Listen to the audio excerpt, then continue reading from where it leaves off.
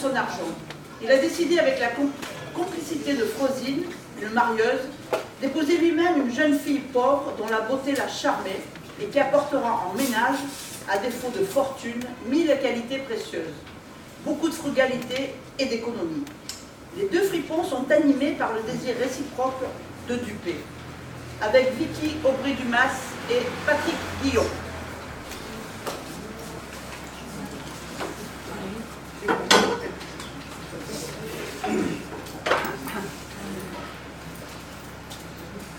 Eh bien, qu'est-ce, Rosine? Ah, mon Dieu! Mais que vous vous portez bien, et que vous avez là un vrai visage de santé. Qui? Moi? Jamais je ne vous vis ainsi frais et si gaillard. Ah, bon. Comment? Mais vous n'avez de votre vie été si jeune que vous êtes. Et je vois des gens de 25 ans qui sont bien plus vieux que vous. Cependant, Rosine, j'en ai 60, bien compté. Mais qu'est-ce que cela, 60 ans? C'est la fleur de l'âge, voilà bien pourquoi. Et vous êtes d'une pâte à vivre jusqu'à 100 ans. Il est vrai. Mais 20 années de moins ne me feraient point de mal que je crois. Vous moquez-vous. Mais vous n'avez pas besoin de cela. Vous êtes d'une pâte à vivre jusqu'à 100 ans. Comment? Et je le crois. Assurément. Montrez-moi votre main. Quelle ligne de vie! Comment? Mais ne voyez-vous pas jusqu'où va cette ligne-là? Eh bien, qu'est-ce que cela veut dire? Par ma foi, je disais 100 ans, mais vous passerez les 6 fois. Ah, c'est impossible. Il faudra vous assommer, vous dis-je. Tant mieux. Mais Frosine, as-tu rentré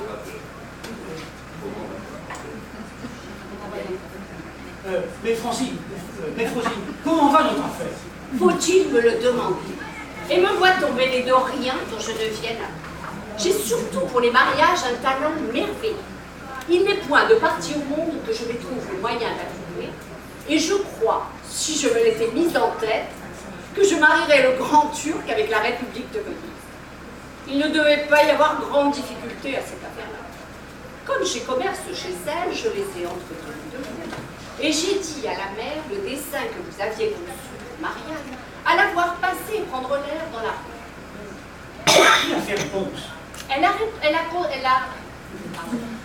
a reçu la proposition avec joie. Et quand je lui ai témoigné que vous souhaitiez fort que Marianne assistât ce soir à mariage, elle y a consenti sans peine et me l'a confié en cela. C'est que je suis obligé, Frosine, de donner à souper au Seigneur Anselme. Je serais bien aise qu'elle soit du régal. Voilà justement son affaire.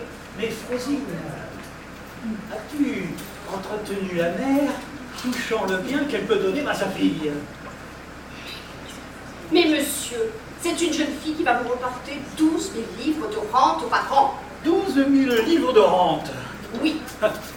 Premièrement, elle est ouvrière élevée dans une grande épargne de bouche.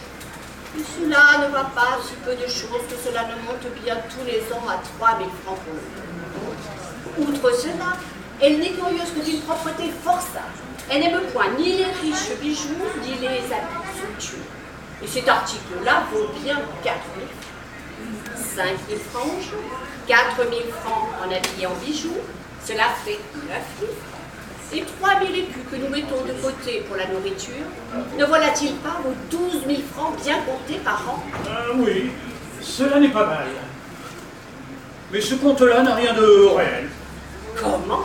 Mais n'est-ce pas quelque chose de réel que de vous apporter en mariage une grande sobriété, l'héritage d'un grand amour de simplicité de parure? C'est une raillerie.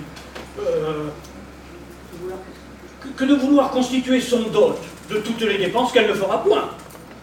Et pourtant, il faut bien que je touche quelque chose. Mais vous toucherez assez. Elles m'ont parlé d'un pays où elles ont du bien dont vous serez le maître. Ah, oui, il faudra voir cela. Mais Frosine, Oui. il y a encore une chose qui m'inquiète. La fille est jeune, comme tu sais. Et les jeunes gens d'ordinaire n'aiment que leurs semblables. J'ai peur qu'un homme de mon âge ne soit pas de son goût. Et que cela ne vienne introduire chez moi quelques petits désordres qui ne m'accommoderaient pas. Mon Dieu, mais que vous la connaissez mal. C'est encore une particularité que j'avais à vous dire. Elle a une aversion épouvantable pour les jeunes gens et n'a de l'amour que pour les vieillards. Mais oui, elle, je voudrais que vous l'eussiez entendu parler là-dessus. Elle ne peut souffrir du tout la vue d'un jeune homme. Et pour les gens qui sont sexagénaires, et elle est surtout pour les nez qui portent des lunettes. Certes. Tu m'as dit là une chose toute nouvelle. Cela va beaucoup plus loin qu'on ne peut vous dire. En effet. Si j'avais été femme, je n'aurais point aimé les jeunes hommes. Je le crois bien.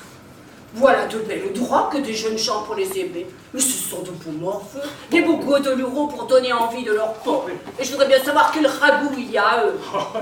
Pour moi, je n'y en comprends point. Et je me demande comment il y a des femmes qui les aiment tant. Mais il faut être folle, Philippe. Trouver la jeunesse aimable et savoir le sens commun. Sont-ce des hommes que de jeunes blondins et peut-on s'attacher à ces animaux-là? C'est ce que je dis tous les jours. Et cela est bien parti auprès d'une personne comme vous. Voilà un homme que cela. Il y a de quoi satisfaire à la vue. Et c'est ainsi qu'il faut être fait et vêtu pour donner de l'amour. Tu me trouves bien. Comment? Mais vous êtes à ravir et votre figure est à part. Nous nous sommes fort entretenus de vous. Et je lui ai fait un portrait de votre personne. Tu as bien fait. Et je t'en remercie. Monsieur, j'aurais une petite prière à vous faire. J'ai un procès que je suis sur le point de perdre, faute d'argent, et vous pourriez facilement me procurer le gain de ce procès si vous aviez quelques bontés pour moi. Oh, vous ne sauriez croire le plaisir qu'elle aura de vous voir.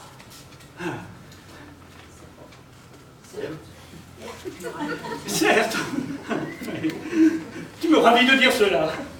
En vérité, monsieur, ce procès m'est d'une conséquence tout à fait grande. Je suis ruinée si je le perds, et quelques petites assistances me rétabliraient mes affaires. Je voudrais que vous eussiez vu le regard où elle était à m'entendre parler de vous. La joie éclatait dans ses yeux au récit de vos qualités, et je l'ai mis dans une impatience extrême de voir ce mariage vivement conclu. Tu as bien fait et je t'en remercie. Monsieur, s'il vous plaît, donnez-moi ce petit secours. Cela me remettra sur pied. Je vous en serai éternellement obligée. Allez. Tu m'as fait grand plaisir, Frosine, et je t'en ai, je te l'avoue, toutes les obligations du monde. Adieu. Adieu. Ah oui. C'est moi, il part pas. Ça fait rien, on n'est pas. On a sauté. Bon. Adieu. Je m'en vais achever mes dépêches. Que la fièvre te serre, chien de vinard, tous les diables.